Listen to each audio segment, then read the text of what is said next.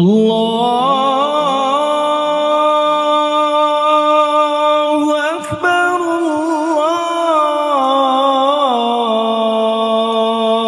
الله أكبر.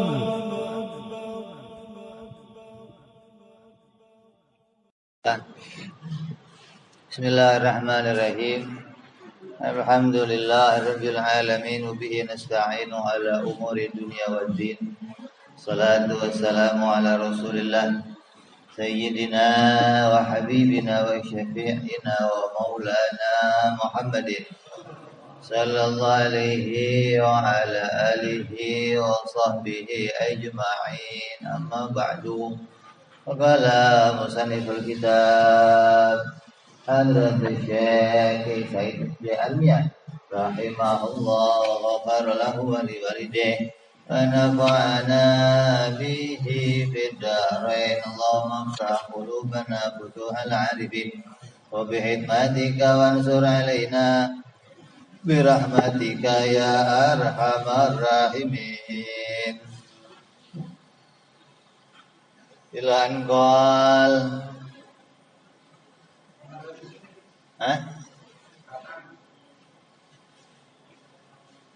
sifat kalam.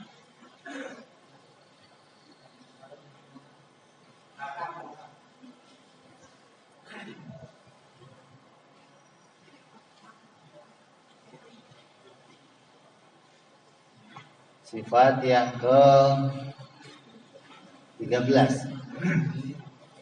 Udah kemarin. Itu sifat kalam. Udah. Wajib Allah bersifat kalam, mustahil Allah bersifat bakam atau bisu. Di kalam yang bisu itu kalam yang tersusun. Di kalamnya Allah bukan kalam yang tersusun. Kalau kalamnya Allah tersusun, maka itu sama dengan bisu, sama dengan omongannya orang gagu. Kita kalau ngomong kan satu-satu kan ya, a, ku, ma, o, itu omongan satu-satu, itu omongannya orang gagu maksudnya. Nah, Allah itu kalau bicara enggak demikian. Allah berbicara dengan kalamnya yang esa. Dengan kalam yang esa itu Allah berbicara pada segala sesuatu. Segala sesuatu dikalam oleh Allah dengan kalamnya yang esa gitu. Ini harus dipahami nih. Oh, enggak paham ini, ntar jadinya orang-orang Wahabi, jadinya Mu'tazilah, dikira Allah itu ngomongnya sama dengan makhluk. Hanya bedanya Allah ngomongnya suaranya gede, mungkin hati-hati ini.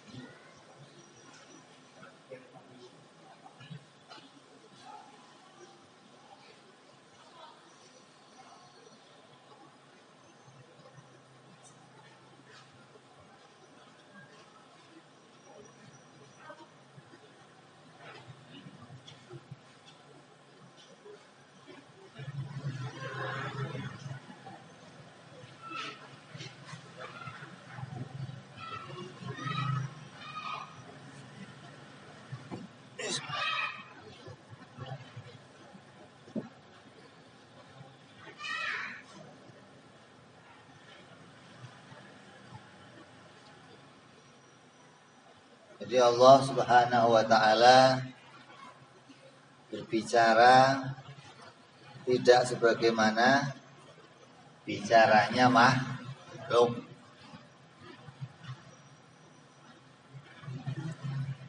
Kalau ditanya, yang dikalam oleh Allah itu apa? Yang dikalam oleh Allah itu 3 perkara, yaitu wajib, mustahil, jaiz. Terus ditanya, Allah kalau ngomong yang mana dulu? Yang wajib dulu, apa yang mustahil dulu, apa yang jaiz dulu yang diomong?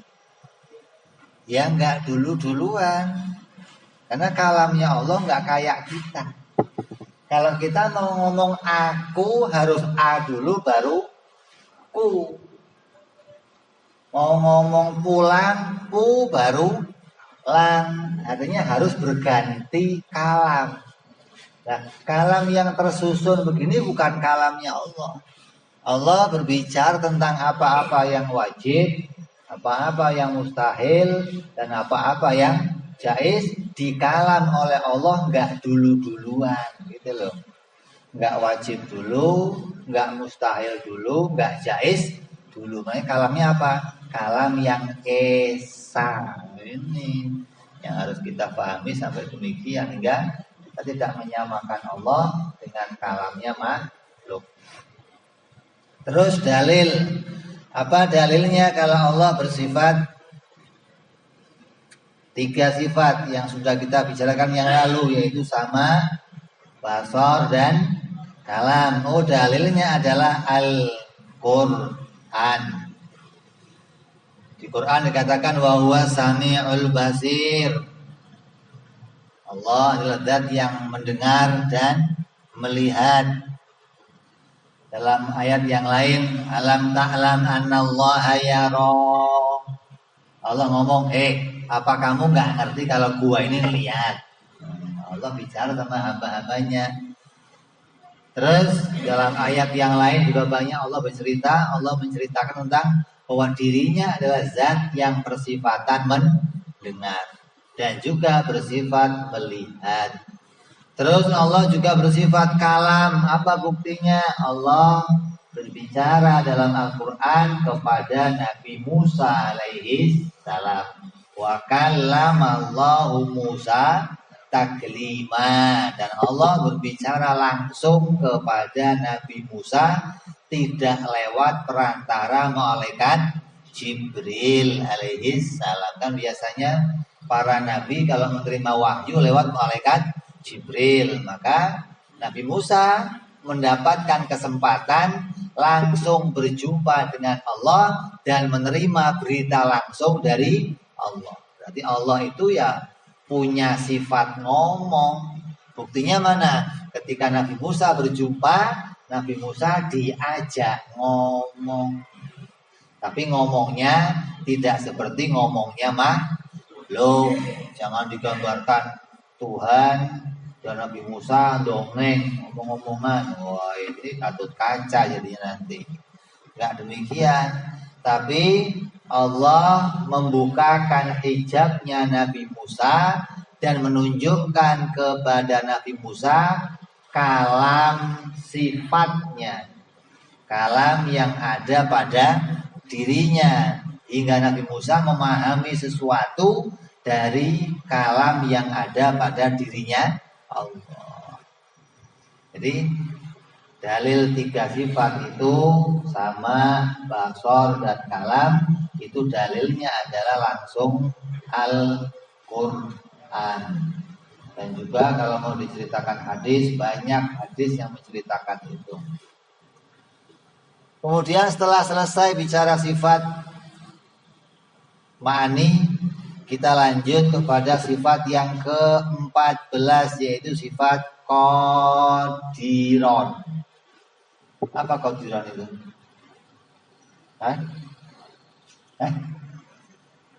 Apa? Yang berkuasa. Qadiron itu sifat yang berbeda dengan kudrat. Ini ada qadir, ada kudrat. Ini 2 sifat. Jangan dianggap satu sifat, jangan. Ada qadiron, ada kudrat. Seperti keadaan yang ada pada hamba. Di dalam dirinya hamba itu Allah menciptakan 2 sifat juga. Ada kudrat hadisah, ada qadiron hadisah. Ini gambarannya gitu loh. Allah menciptakan pada dirinya manusia kemampuan untuk usaha atau potensi bekerja. Ya, kita ini wujudnya dimunculkan oleh Allah. Wujud kita diciptakan.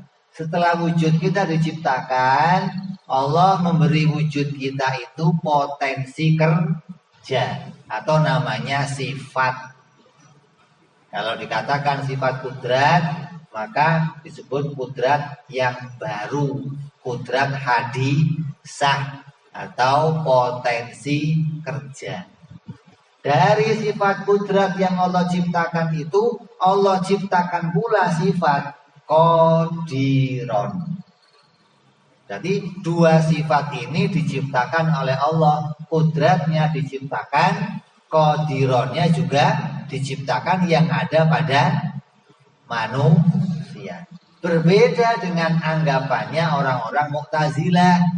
Kalau ahli sunnah tadi 2 sifat ini diciptakan. Kalau Mu'tazilah enggak. Allah menciptakan kudrat pada kita. Dengan sifat kudrat itu muncul sifat qadiron pada kita. Nah ini nih. Ini yang sering banyak orang keliru ini. Allah menciptakan tangan. Allah menciptakan potensi kerja. Ini namanya potensi kerja. Bisa nampar, bisa nyentil, bisa nonjok, bisa. Ini namanya potensi kerja. Allah menciptakan tangannya dan menciptakan potensi kerja. Lalu orang Mu'tazilah menganggap potensi kerja yang ada pada tangan saya itu saya pakai sendiri jadi qadiron. Jadi bisa kerja, ngangkat HP. Yang tadinya hanya potensi kerja, tapi sekarang nyata bekerja, bisa ngangkat HP. Nah ini ngangkat HP ini namanya qadiron.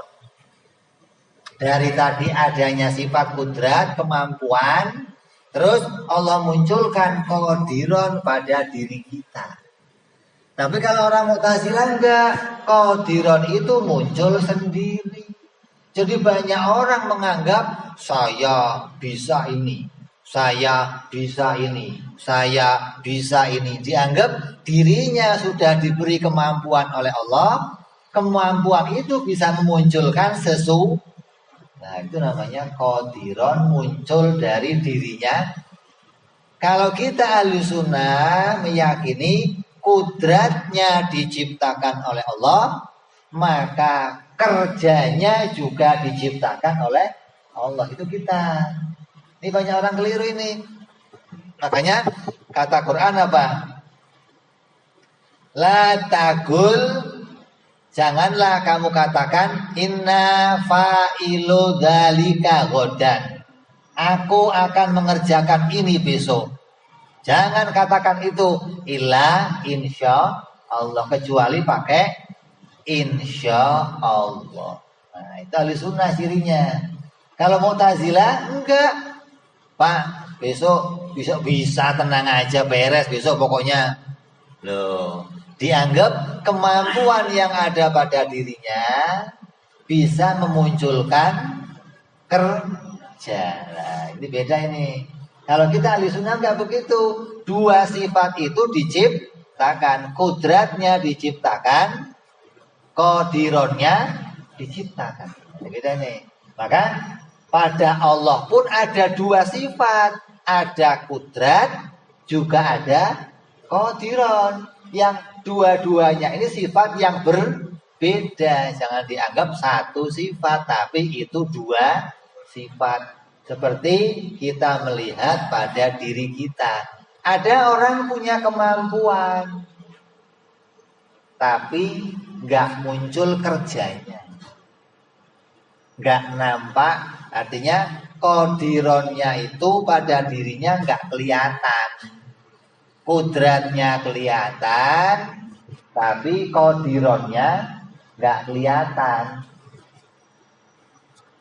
Masing-masing orang dimunculkan qadironnya oleh Allah berbeda-beda. Contoh, kamu bisa ngangkat meja. Ini di sini semuanya kan kuat, ya. Ngakunya di sini semuanya kuat. Tapi ada yang bisa ngangkat meja 10 kilo, ada yang bisa ngangkat meja 50 kilo, ada yang bisa ngangkat mejanya 100 kilo, berarti berbeda. Berarti itu diciptakan oleh kudrat, oleh Allah, dan qadironnya pun diciptakan oleh Allah dengan keadaan yang berbeda-beda. Begitu loh. Makanya hati-hati nih, banyak orang salah menganggap ini, hingga banyak orang mengaku saya bisa beramal sendiri, saya bisa ngangkat HP sendiri, saya bisa ngangkat botol sendiri. Saya nanya, kalau ngangkat ini adalah urusan saya, Allah itu nggak ada urusan dalam ngangkatnya botol ini. Terus saya nanya, lah kalau kamu ngangkat botol itu kamu ngangkat sendiri, lah sekarang Allah ngapain kerjanya? Nonton kamu ngangkat botol? Atau Allah nilai, oh ngangkatnya bagus, begitu? Kalau ngangkat botol ini Allah nggak punya urusan, terus kerjanya Allah ngapain? Penonton, hati-hati nih. Jangankan ngangkat botol, kedipnya mata kamu, di situ ada pertolongan Allah. Di situ ada qadiron yang diciptakan oleh Allah. Begitu loh. Kudratnya diciptakan, qadirnya juga diciptakan. Makanya dikatakan di Quran, innallaha ala kulli syai'in qadir. Gitu loh. Jadi qadir itu sifat tersendiri dari kudrat. Kalau kudrat itu adalah dasarnya punya kemampuan, qadir itu penampakan dari kemampuan itu. Begitu loh. Nyambung ini.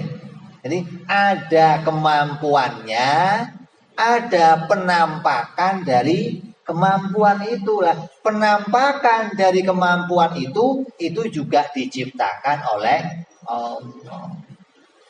Kayaknya ada petinju kelas bulu, petinju kelas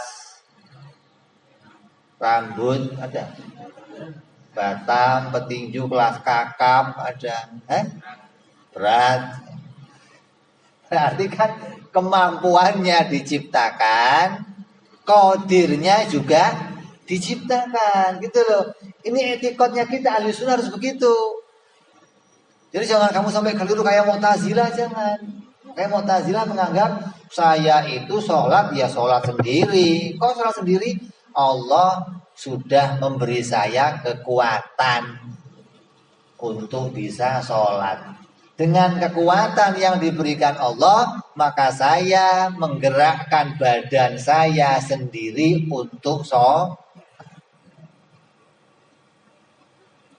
Nah kalau orang yang stroke itu punya kekuatan enggak? Orang stroke punya kekuatan enggak? Oh, kok enggak punya gimana? Punya, hanya dia kekuatannya lemah, gitu loh. Maka dikatakan dia itu ajiz. Dia dibikin lemah oleh Allah. Ketika dibikin lemah, maka dibikin pula ajizan, nampak lemahnya. Ngangkat tangan nggak bisa. Ini ditampakkan lemahnya oleh Allah, gitu loh. Sifat lemahnya dibikin, tampaknya sifat lemah juga dibikin. Ketika apa? Mau ngangkat tangan nggak bisa, mau gerakin badan nggak bisa. Ini nampak apa? Nampak lemahnya. Jadi, dua sifat ini dibikin oleh Allah. Lemahnya dibikin, nampaknya lemah juga dibikin. Kudratnya dibikin, nampaknya kerja juga dibikin oleh Allah. Jangan sampai kita memahami sifat ini seperti pemahamannya orang Mu'tazilah yang memahami bahwa Allah hanya menciptakan kudrat tanpa menciptakan qadiron. Makanya kalau Mu'tazilah tidak menerima sifat kudrat, hanya menerimanya sifat qadiron. Allah itu enggak kudrat, tapi qadiron. Nah kalau kita kan enggak, kita menerima dua sifat itu. Kudratnya ada pada Allah, qadironnya ada pada Allah. Hanya dua sifat ini dua-duanya qadim, tidak ada awalnya dan tidak ada akhirnya. Lah hubungannya kudrat dengan qadiron apa? Ini namanya lazim atau sesuatu yang berkaitan, yang tidak bisa dipisahkan dua-duanya. Beda sama milik kita. Kalau yang ada pada kita, kita punya kekuatan. Maka dengan kekuatan itu kita memunculkan sesuatu. Maka kekuatan dan munculnya sesuatu itu namanya sebab akibat, gitu loh. Sebabnya dia kuat, dia bisa mengangkat sesuatu. Padahal dua perkara ini diciptakan oleh Allah. Kuatnya diciptakan, ngangkatnya botol juga diciptakan. Nah ini jangan sampai salah ini. Hingga ahli sunnah itu selalu mengakui bahwa dirinya itu dalam pertolongan Allah. Selalu ada dalam pertolongan Allah. Gak pernah menganggap saya bisa sendiri, saya bisa sendiri. Maka ahli sunnah itu kalau apa-apa selalu insya Allah. Bisa dia tahu. Pak, bisa nggak nambal ban ini Pak, ban saya bocor. Bisa insya Allah. Padahal punya kekuatan, punya ilmu, tapi dia nggak qadiron kalau nggak diciptakan oleh Allah, gitu loh. Jadi qadiron itu sifat yang diciptakan oleh Allah yang bergandengan dengan sifat kudrat. Jangan pernah kamu menganggap bahwa kerja kamu itu muncul sendiri dari kemampuan kamu, enggak. Kerja kamu itu dimunculkan oleh Allah. Bukan kerja itu muncul karena kamu punya kekuatan, enggak. Itu kalau kamu meyakini seperti itu, keyakinan kamu berarti sama dengan Mu'tazilah yang menganggap di jagat raya ini ada sesuatu yang tidak diciptakan oleh Allah, tapi saya sendiri yang menciptakannya. Ini pemahaman yang keluar dari ahli sunnah wal jamaah. Hati-hati ini. Banyak ahli sunnah itu pedomannya apa? La haula wala quwata illa billahil aliyil azim. Kenapa? Karena kita menyadari bahwa kita itu kalaupun diberi kekuatan oleh Allah, kekuatan kita itu nggak bisa bikin apa-apa, gitu loh. Kamu dikasih kuat, saya kuat. Sekuat apapun tangan kamu, diri kamu, kekuatan itu nggak bisa memunculkan sesuatu yang lain. Kecuali sesuatu itu ditolong, dimunculkan oleh Allah. Itu namanya kudratnya diberi, qadirannya juga diberi oleh Allah. Jadi dua sifat ini adalah sifat yang ada pada kita, yang dimunculkan oleh Allah. Jangan sampai kamu menganggap qadiron itu muncul sendiri gara-gara ada kudrat. Tapi tidak demikian. Tapi dua-duanya dimunculkan. Gambarannya kayak apa? Kayak gini. Kalau tangan saya gerak, cincinnya gerak enggak? Kalau tangan saya gerak, cincinnya gerak enggak? Yang gerakkan cincin siapa?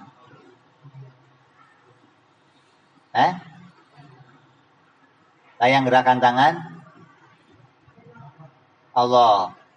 Jadi Allah gerakin tangan, tangan gerakin cincin. Nah itu sama kayak Mu'tazilah tadi. Allah bikin kekuatan, kekuatannya memunculkan sesuatu. Gitu loh. Tangan digerakkan Allah, tangannya menggerakkan cincin. Ini nggak boleh begini. Tapi harus tangannya digerakkan Allah, cincinnya juga digerakkan Allah. Gitu loh. Kelihatannya kan enggak. Kelihatannya otomatis. Kalau tangan bergerak, otomatis cincin. Tapi itu enggak ada otomatis, enggak ada. Dua-duanya diciptakan oleh Allah. Kalau tangan kita gerak, ya cincinnya yang gerak itu pun pasti digerakkan oleh Allah. Kenapa? Kekuatan tangan kita tidak bisa menggerakkan cincin. Begitu. Coba. Banget lemahnya kita. Gerakin cincin aja nggak bisa. Cincin yang gerak ini digerakkan oleh Allah. Kamu jangan tertipu sama mata. Ya ini banyak orang tertipu. Akal kamu harus sehat. Kalau kamu mau mentauhidkan Allah dengan benar, akalnya harus sehat. Kalau akalnya nggak sehat, maka tertipu sama mata. Yang ngangkat botol siapa? Oh itu kekuatannya Habib. Habib kuat bisa ngangkat botol. Maka disebut saya apa? Orang yang kuat. Ya kan? Saya disebut orang yang kuat. Karena mengangkat botol ini disebut saya orang yang kuat. Yang kuat itu adalah sifat yang diciptakan oleh Allah. Kuatnya diciptakan, yang kuatnya juga diciptakan. Jadi jangan sampai kuatnya diciptakan Allah, tapi ketika kuat itu dipakai kerja mengangkat ini, itu kerja sendiri. Allah nggak ikut. Wah ini susah, ini kesalahan. Ini i'tiqad yang keluar dari i'tiqadnya Ahlus Sunnah wal Jamaah. Jangan meyakini yang seperti itu. Jadi wajib diyakini Allah itu punya sifat qadiran, punya sifat kudrat, dan punya sifat qadiran. Hanya saja dua sifat ini bagi Allah adalah kelaziman. Tapi kalau dua sifat ini bagi kita adalah sebab akibat. atau ilah alal mahlul. Ini bedanya ini. Jadi dua perkara yang digandengkan oleh Allah. Tapi kalau sifatnya Allah, dua perkara yang memang bergandengan, bukan digandengkan. Tapi kalau artinya pada kita, kekuatan dan kerja itu dua perkara yang digandengkan oleh Allah. Jadi kalau kamu melihat kerja kamu itu sedang dalam kerja yang baik, maka yakinlah Allah menjadikan kamu orang baik. Bukan kamu jadi baik sendiri, bukan. Kamu bisa sholat, yakinlah Allah yang menyolatkan kamu. Kalau kamu bisa makan, yakinlah Allah yang menjadikan kamu makan. Kalau kamu kok bisa jalan, yakinlah Allah yang menjadikan jalannya kamu.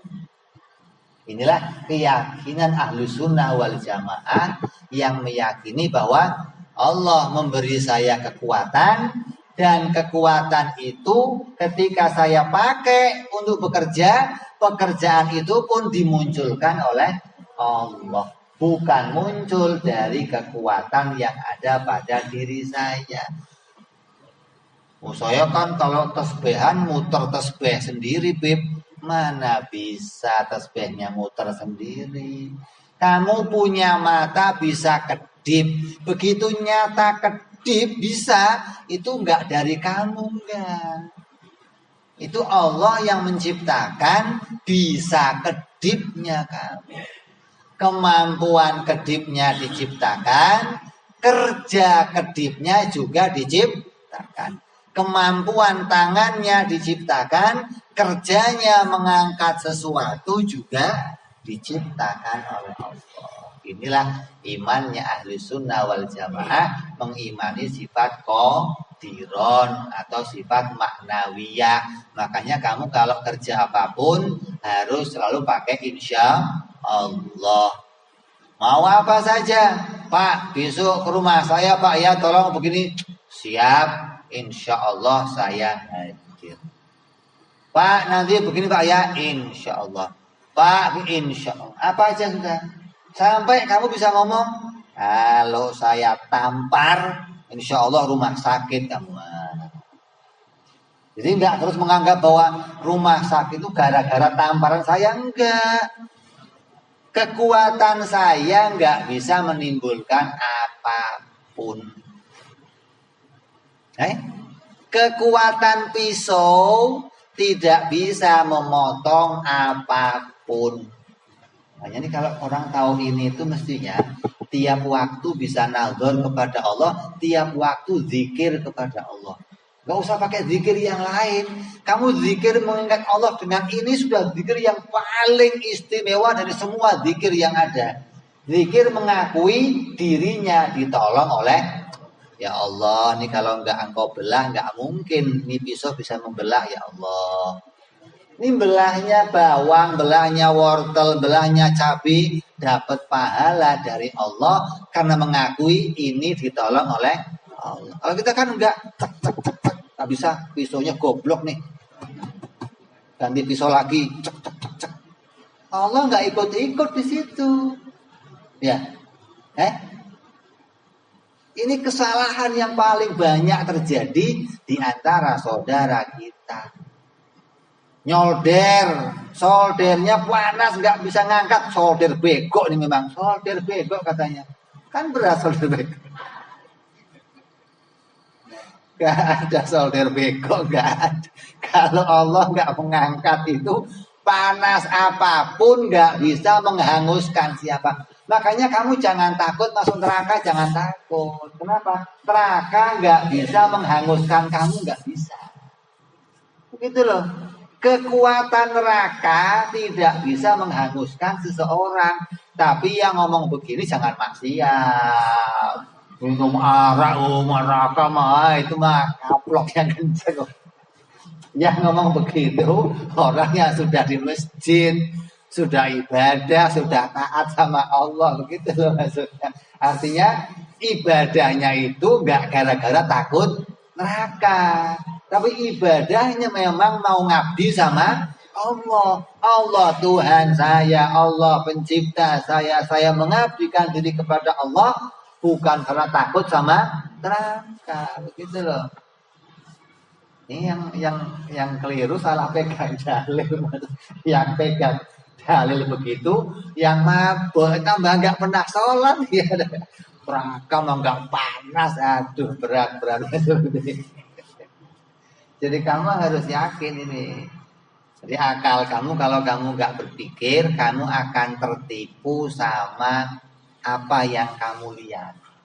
Orang ngangkat ini, orang pegang ini, orang bekerja ini. Apalagi kamu lihat gedung-gedung isinya keren-keren pembangunan. Dianggap di PT itu orang membangun ini, bangun. Allah ngapain terus? Nonton gitu. Allah ngapain? Itu semua Allah yang kerja itu. Gak ada kamu kerja, gak ada. Kekuatan kamu gak satu pun bisa menimbulkan sesuatu. Kudrat kamu bisa menimbulkan sesuatu kalau ada qadiron yang diciptakan oleh Allah. Begitu loh. Kalau gak ada qadiron, ya kudrat kamu gak ada. Begitu loh. Jangan dianggap gara-gara kamu diberi kemampuan, diberi kekuatan itu bisa menimbulkan sesuatu. Maka banyak orang tertipu, ini bekerja pakai alat ini, pegang palu untuk masukin paku. Dianggap kekuatan palu yang memasukkan, mana ada seperti itu. Gedung-gedung tingkat masukin paku apa itu? Ada paku tembok, ada paku bumi. Paku bumi dipaku kan. Dianggap kekuatannya bikin itu. Habis kawin aja maku-maku, punya anak sekarang. Perempuan juga dipaku sama dia, kejem banget. Jadi nggak cuma bumi yang dipaku, tembok dipaku kan. Kalau kamu anggap ini saya yang maku, syirik kamu maku aja coba. Apa nggak serem? Ada orang bikin anak tapi syirik, apa nggak berat? Nah kalau bikin anak sambil syirik jadinya apa kira-kira? Apa nggak serem kamu? Bikinnya anak sambil ngakui saya sendiri yang maku, ini apa nggak berat? Ini penting kita kaji agar kamu tahu dan kamu bisa ngakui itu semua atas pertolongan Allah. Kalau ada qadir, ada kudrat pada diri saya, ada kemampuan pada diri saya, maka kerja dari kemampuan itu pun diciptakan oleh Allah, namanya qadiron. Gitu loh. Jadi dua sifat ini ada pada Allah. Allah punya sifat kudrat, Allah juga punya sifat qadiron. Menciptakan langit, bumi ini bukti nampaknya qadiron bagi Allah. Allah itu qadiron. Dilihat mana nampaknya semua langit bumi ini jadi bukti. Begitu loh. Walaupun nanti kita meyakini Allah itu qadiron bukan gara-gara menciptakan langit bumi, tapi karena Allah punya sifat kudrat. Karena ada kudrat pada zatnya Allah, kudrat menjadi sifatnya Allah, maka lazim pula Allah punya qadiron. Maka qadiron dimasukkan sifat dalam pembicaraan kita menjadi sifat yang ke-14. Kalau Imam Abu Hasan Al-Asy'ari dan para pengikutnya tidak memasukkan qadiron sebagai sifat, tapi kita mengikuti madhab Imam As-Sanusi yang memasukkan qadiron sebagai sifat, karena qadiron bagian dari derajatnya sesuatu yang namanya hal. Walaupun hal qadiron itu hal yang menuntut adanya sifat kudrat, tapi kita masukkan ini dalam kelompok sifat yang tersendiri, namanya sifat bangsa haliyah atau halnya hal makna wiyah. Sebuah hal, sebuah keadaan yang ada pada Allah yang keadaan itu lazim pada adanya keadaan yang lain, yaitu adanya sifat qudrat. Kalau pada kita itu elat alal maklul, dua-duanya diciptakan oleh Allah Subhanahu wa ta'ala. Makanya ini penting ini. Kalau kita sudah nggak mengakui suatu kejadian itu dimunculkan oleh Allah, maka kita tidak akan bisa bersyukur kepada Allah. Kita akan menganggap kejadian itu muncul dari diri saya. Makanya kenapa ada orang ujub, ada orang riya, ada orang takabur, ada orang pamer. Kenapa? Karena menganggap itu semua muncul dari dirinya sendiri. Begitu loh. Tapi kalau kamu bisa menganggap itu semua dimunculkan oleh Allah, bagaimana kamu mau membanggakan? Oh, saya apanya? Wong itu dari Allah kok saya? Mana bisa kamu kepedean begitu Kadang ada orang-orang yang kepedean gara-gara lupa kalau itu didatangkan oleh Allah. Lah kata Allah apa? Lain syakartum la azidannakum. Kalau kamu bisa bersyukur, ya Allah, ini atas pertolonganmu, ya Allah, Engkau yang menolong terjadinya ini, ya Allah, Allah akan tambah kenikmatan kepada kamu. Tapi kalau kamu sudah menganggap ini muncul dari diri saya sendiri, la in syakartum la azidannakum wa in kafartum inna azabi, hati-hati. Kalau kamu ingkari kenikmatanku, azabku amat pedih. Makanya makna maliki yaumiddin itu dimaknai apa?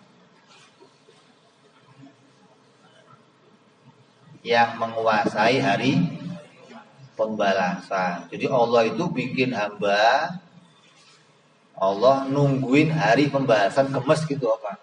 Nanti loh gua gebukin semua loh, Begitu kira-kira. Allah dendam apa? Nunggu hari pembalasan. Maliki yaumiddin jangan kamu artikan begitu. Maliki yaumiddin kamu artikan hari di mana Allah akan memberitakan bahwa nikmat itu dari Allah semuanya. Begitu loh. Hari di mana Allah akan menyingkapkan segalanya, bahwa kamu menyadari, oh ternyata dari Allah semua. Allah akan memberitakan itu, begitu loh. Nah sekarang yang kamu anggap sholat dari saya, ini dari saya, ngasih nafkah istri dari saya, nafkah anak dari saya, gedein anak saya, bangun rumah saya, beli ini saya, semuanya saya. Nanti ada Malik Yaumiddin, ada hari di mana Allah akan mengingatkan kamu, itu atas pertolongan saya, hingga kamu menunduk, iya ya Allah, ampuni saya ya Allah, saya kira bukan hari di mana Allah akan menyiksa. Enggak begitu ngertiinnya. Allah itu bikin kamu enggak untuk disiksa, enggak. Jangan dianggap Allah mau menyiksa, enggak. Nanti hamba itu sekecil apapun pahalanya justru akan diangkat masuk surga. Allah akan menyelamatkan orang ke surga. Terus para ulamanya itu begitu masuk surga, kalau wali-wali masuk surganya cepat, solihin masuk surganya cepat. Yang lama masuk surga itu nabi sama ustadz. Kata Allah, begitu ada Pak Ustadz masuk surga, ntar dulu, ngapain lagi ya Allah, kan sudah beres semua. Ntar dulu, ngapain ya Allah? Cari dulu kawan kamu, santri kamu, cari, ajak masuk surga. Lah ini yang paling lama ini. Kalau nyarinya kamu kemana terus? Terus saya nyarinya. Kalau ada di tempat yang beres, kalau nyari ke neraka apa gak ribet kita? Waduh, di neraka dicari, ya Allah, saya mau cari Ustadz Burhan di mana ya Allah? Saya mau cari Ustadz Rio. Ini kalau nggak ketemu bagaimana? Jadi Allah akan menunjukkan nanti di hari kiamat, pada hari manusia dikumpulkan, bahwa semua yang kamu terima itu dari Allah. Nah, sebelum kamu disidang nanti, akui sekarang, gitu loh. Kalimatnya apa? Iyyaka na'budu wa iyyaka. Itu pengakuan kalau amal itu dari Engkau ya Allah. Begitu. Setelah baca Maliki Yaumiddin, hati ngakui ya Allah. Di dunia pun saya sudah mengakui ya Allah, bahwa sholat saya, ibadah saya ini hanya atas pertolongan. Gitu. Itu isinya sholat ketika menghadap Allah, begitu mengakui.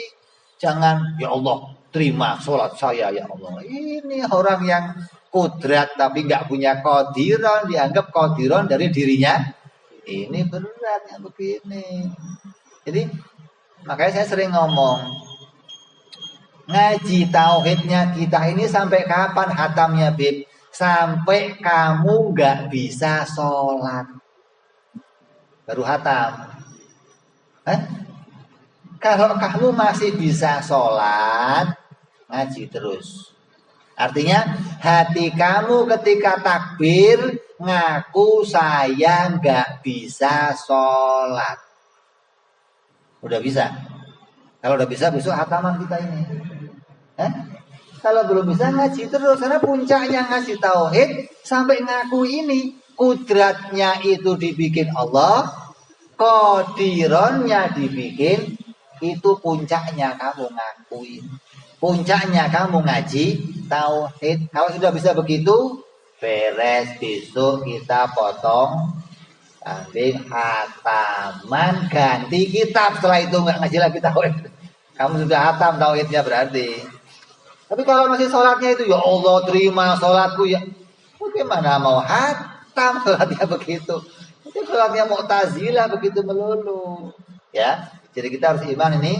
Allah punya kudrat dan punya sifat qadiron. Hanya dua sifat ini bagi Allah sifat yang berkaitan atau lazim. Kalau pada kita dua sifat ini digandengkan oleh Allah, namanya sebab akibat. Jangan dianggap sebab itulah yang menimbulkan akibat, enggak. Tapi sebab itu diciptakan dan akibatnya juga diciptakan oleh Allah.